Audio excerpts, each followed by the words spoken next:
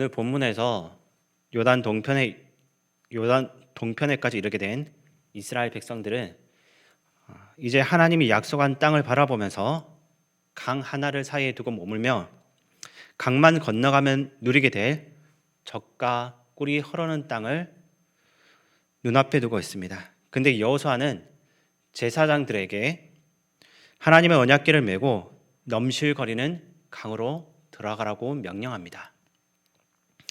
그리하여 요단 동편 강야에서 머물렀던 저들이 약속의 땅으로 들어가게 됩니다. 여기서 우리는 오늘 이 새벽에 주시는 하나님의 음성을 들어야 합니다. 강야 생활은 우리 구원받은 성도들의 현실 삶을 반영합니다. 저들이 강야길에서 불평하기 시작한 것처럼 우리가 예수 믿고 구원받았지만 우리도 인생에서 부딪히는 갖가지 문제들로 하나님께 불평하며 사는 것이 사실입니다. 물이 없다, 먹을 것이 없다, 고기가 먹고 싶다 등등 오늘날 우리들도 이 세상이라는 강약길에서 늘 원망스럽고 불편한 것이 한두 가지가 아닐 것입니다. 그래서 이스라엘 백성들이 불평을 토로하고 하나님을 원망하였듯이 우리도 교회를 원망하기도 하고 하나님의 종들을 원망하기도 합니다.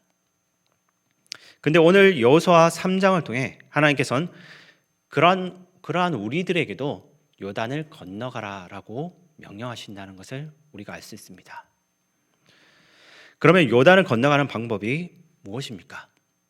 하나님은 제사장들이 언약궤를 메고 앞장서라라고 명령하셨습니다. 그러면 여기서 제사장이 누구를 의미합니까? 주의 종들이고 교회의 직분을 맡은 사람들입니다. 교회의 재직들이 앞장서야 합니다.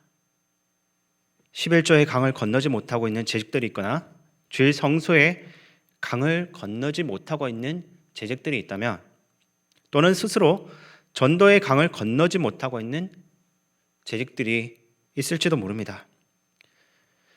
모두 요단의 동쪽에서 머뭇거리고 있는 상태인 것입니다.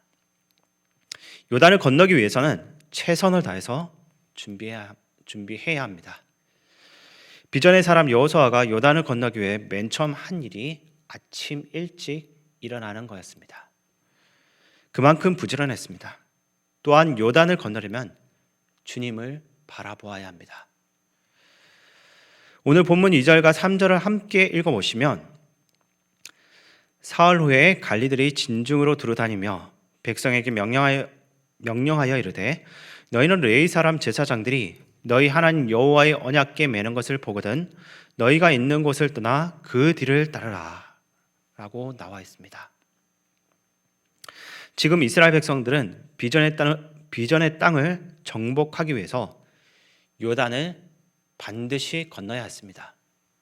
그런데 하나님께서는 언약궤를 보고 뒤를 쫓아가라라고 하십니다. 하나님은 내가 앞장설 테니 나만 바라보고 건너라고 하는 것입니다. 하나님만 바라보고 요단을 건너라. 주만 바라보고 비전을 이루라라는 것입니다. 뿐만 아니라 요단을 건너기 위해서는 5절에서 스스로 성결케 하라라고 말씀하십니다. 우리는 보통 문제를 만나면 전략과 방법론에 관심을 쏟고 있습니다. 그러나 문제 앞에서 우리에게 필요한 것은 방법이 아니라 주 앞에서 성결함입니다. 전략이 아니라 거룩인 것입니다. 왜냐하면 성결과 거룩은 능력이기 때문입니다.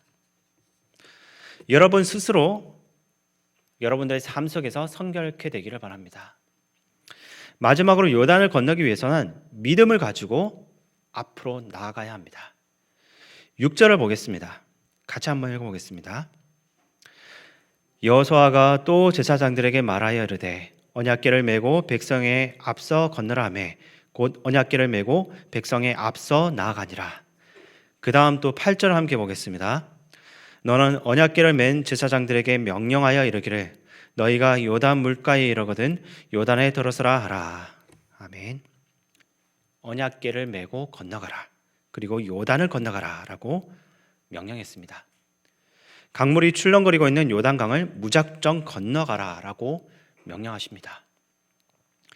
그들은 이 명령에 어떻게 반응했습니까? 15절 하반절과 16절 상반절을 읽어보면 개를 맨 자들이 요단에 이르며 개를 맨 제사장들의 발이 물가에 잠기자 곧 위에서부터 흘러내리던 물이 거쳐서라고 나와 있습니다. 그들은 하나님을 믿었습니다. 하나님께서는 분명히 그렇게 하라고 한 이유가 있으시겠지. 주께서 우리를 위한 방법을 준비해 두셨을 거야.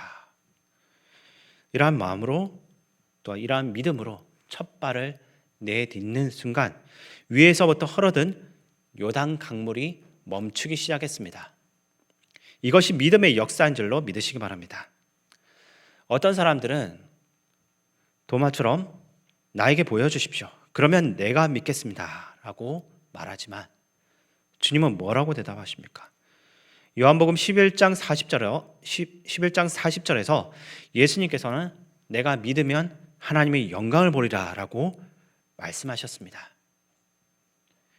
믿으면 본다라는 것입니다.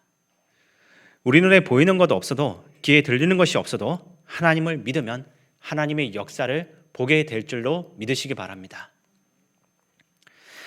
믿음으로 나아가면 요단을 건너게 될 줄로 또 믿으시기 바랍니다.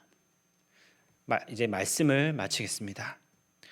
여러분들에게 인생을 살면서 꼭 정복해야 할 비전의 땅이 있습니까? 또는 건너야 할 강이 있으십니까? 오늘 비전의 사람 여호수아를 보시기 바랍니다.